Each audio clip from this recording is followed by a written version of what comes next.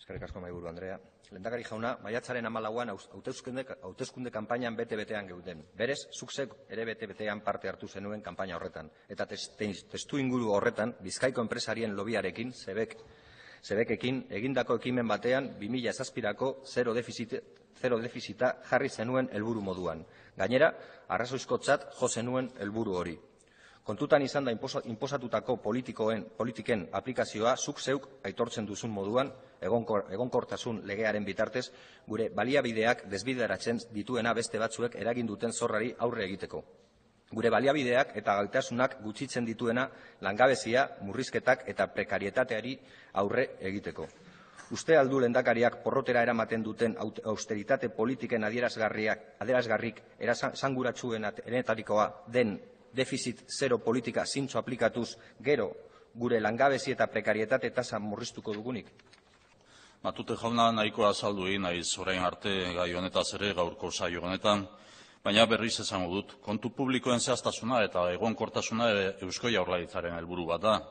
Erakunde publiko guztien helburua eta betebeharra guztiena ezinbestekoa da, baina hori baino gehiago neurri onuragarria da, beharrezkoa da inbertsioan, hazkundean eta enplegua sortzean konfiantza bermatzeko oinarria, egonkortasuna eta zehaztasuna izatea.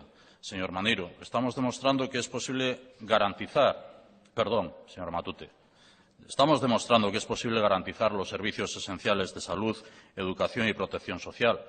Y es posible, a pesar de que tengamos que cumplir con la obligación del déficit, y es posible porque son la prioridad a la que destinamos más del 70% de nuestros recursos. Este es el compromiso con las personas, compatible con las inversiones y con las políticas de estímulo de crecimiento y de empleo.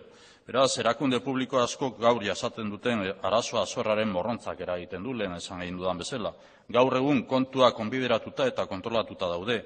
Defizitaren helburua betetzen dugu eta zorra murriztu aldugu ere. Konfiantza eta segurtasuna sortzen duen asmo bat da honako hau. Beraz, Matute jauna, konpromiso honi esker gaurko eta biharko oinarrizko zerbitzuak bermatu egingo ditugu, naiz eta inposatutako defizit muga bat bete egin behar dugu. Eskerrik asko. A mí me gustaría creerle, señor Lehendakari. Me gustaría creer que los servicios sociales se garantizan. Pero es que las cifras no dicen eso.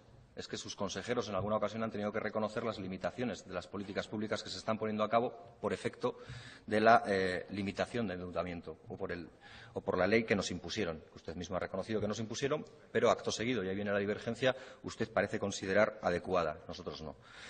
Y lo digo porque el consejero de Empleo en alguna ocasión ha reconocido que la renta de garantía de ingresos o que las previsiones de cantidad asignada a la renta de garantía de ingresos se habían quedado corta.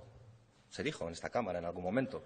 Eso no es un elemento criticable. Lo que parece criticable es que se diga que se sostiene la protección social cuando se ve que las cantidades asignadas son cortas. Pero no se trata tampoco de una confrontación en base a lo que yo pienso o lo que usted piense, porque, por desgracia, la realidad nos afea la conducta a todos y a todas. Y la realidad a día de hoy es que hay 11.000 parados más que cuando usted accedió a la Lehendakaritza. Y probablemente no es imputable toda la responsabilidad a usted, no lo estoy diciendo así.